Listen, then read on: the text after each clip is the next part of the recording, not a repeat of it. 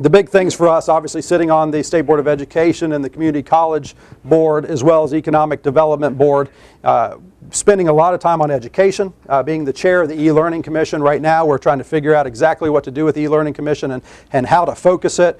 We've discovered that there's probably 25, 30 different organizations around the state and around the country that are working on e-learning right here in North Carolina, but the vast majority of them don't talk to each other. So they're all doing a lot of different things. Most of them are doing good things. We're going to try to corral them all and make sure we're focused on a couple projects that will advance e-learning in North Carolina, because we're doing pretty well in our state compared to a lot of states, but we have a long way to go compared to the rest of the world.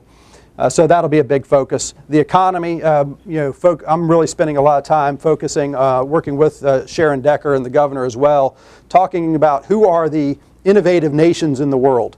Who are the places that have been identified as the most innovative nations, and where's the venture capital money being spent in those nations, going out and recruiting those companies to do business with us. So who can we export to? Who can we set up relationships with to export our goods to these countries that we're not doing, and then begin to incubate their companies from those nations here in North Carolina as well. So developing some partnerships.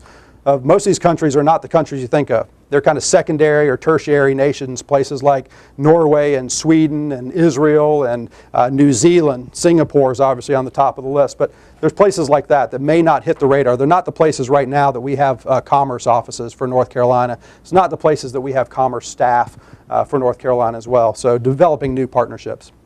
And then branding, and you mentioned talking about rebranding the GOP. We also need to brand North Carolina. The example I like to use is, how many times do you travel up and down the interstate in North Carolina and see cars with North Carolina license plates, and yet they have a palm tree and a moon sticker on the back of their windshield? It's the South Carolina flag. They're identifying themselves as a brand with South Carolina. They're going, I love that brand. I go to the beach there, I take my family there. That's just one small component of what a brand is. But our state motto is Esse Quam Videri, which I'm sure you all know. It means to be rather than to seem. And so we live in this world, where everybody's trying to seem like there's something. They're trying to put the image forward as this is who we are. But I think we need to kind of dig deep in North Carolina. And this has everything to do with policy, too. It has everything to do with tax platform. It has everything to do with your education platform in North Carolina. Who are we going to be to the rest of the world? Why would the rest of the world want to come to North Carolina? Why would companies want to set up business in North Carolina? Why do people want to bring their families to North Carolina? And what is that brand? Some of it's image, but most of it is substance. So that's something that I'm passionate about working on as well.